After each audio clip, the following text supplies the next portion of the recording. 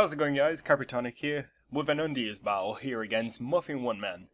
So yesterday I actually uploaded a video for anybody who didn't actually get a chance to catch it. It was basically me just stating I'm actually going to be deciding on a walkthrough eventually. Me starting to use Facebook and Twitter. And also, like, if you guys would like to battle me sometime, you can actually add me on Skype or even contact me via YouTube still. I'm not going to go into team preview for this battle just because I've only played like a limited amount of matches in underuse, so I really don't know what's a big threat or even a minor threat. So maybe in the future I'll probably do that. So I'm going to start out with Flygon because I wanted to scout what he wanted to lead with. He actually turns out to lead with his Airzelf. So therefore I'm actually going to go with U-Turn because it's super effective against it. And if he goes with Stealth Rock, I'm not really too bothered. But he switches into Arcanine, gets the Intimidate, so that's obviously not going to do too much. Now I'm going to go straight into Donphan just to see what he wants to try and do with his Arcanine. And 2, I can also get on my Stealth Rocks at any point against his Arcanine. So he makes the correct play, I guess, and he decides to do Flare Blitz firstly whilst I get my Stealth Rocks.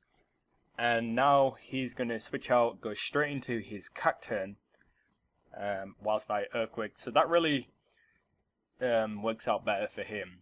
Now, not really knowing what this Cacturne wants to try and do, I'm just going to predict the Grass type move. I'm not really too sure what this thing can actually do.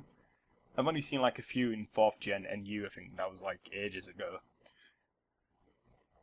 So I go into Snorlax just to sponge the hit, and I take it very well. And then at this point it kind of got a little bit stallish, just because I might be fearing the Focus Punch with the Substitute, because I've seen that like once or twice in the past.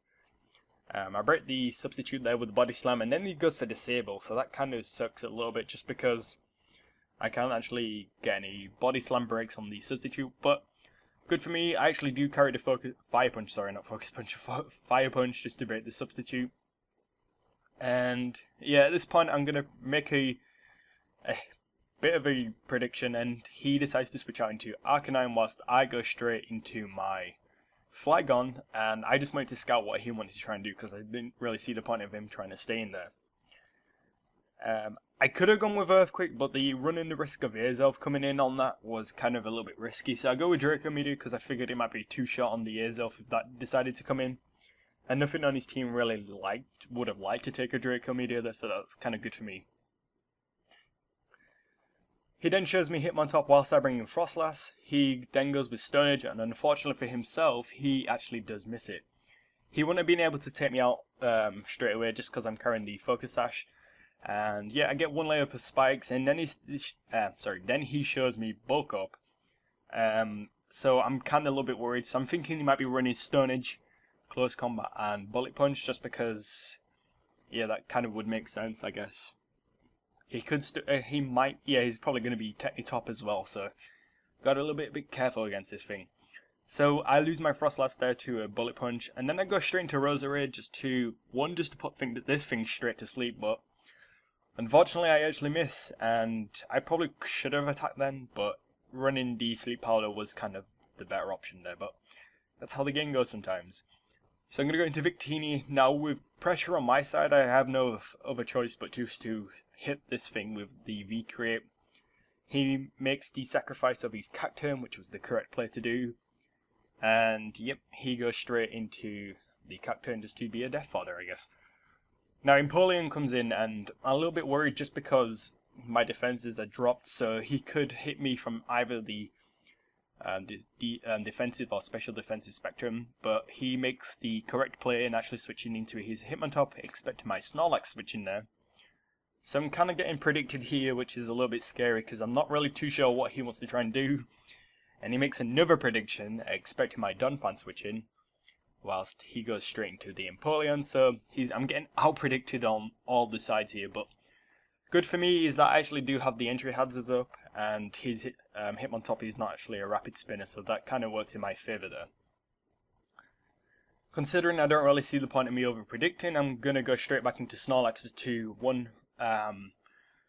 sponge the Hydro Pump, but then he shows me Water Duel Hydro Pump, so that was actually a unique combination. I hadn't seen that at all, to be honest.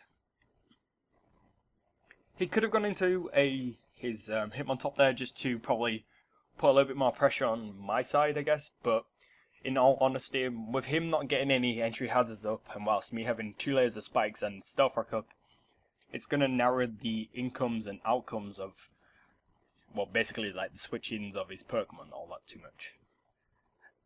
This got a little bit stallish again at this point. I just go with body slams repeatedly. One just to get the paralysis on the Empoleon. I think that was my third body slam, and then eventually I did get the paralysis. But now that in Torrent Rage, Empoleon goes for the Aqua Jet, and I actually do live it, which it did surprise me a little bit just because I'm not actually got any curses up. So, but that's good for me. I actually do finish off the Empoleon.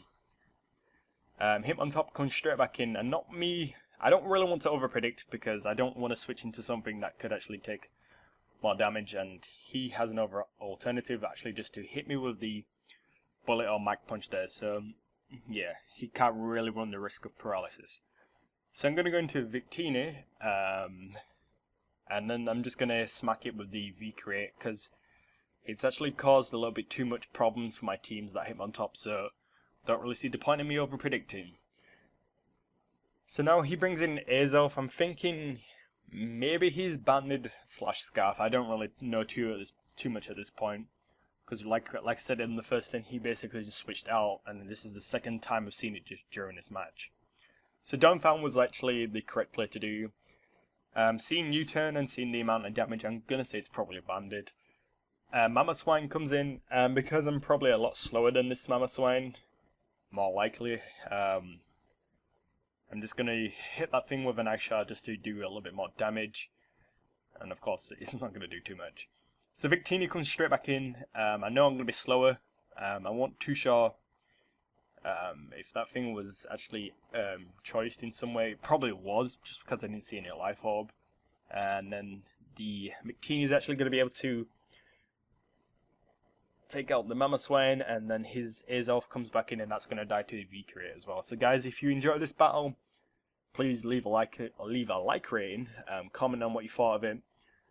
Also, please remember to follow me on Facebook and Twitter, and if you would like to battle me sometime, just add me on Skype and message me. And other than that guys, I will catch you guys in the next video. Thanks for watching. Peace.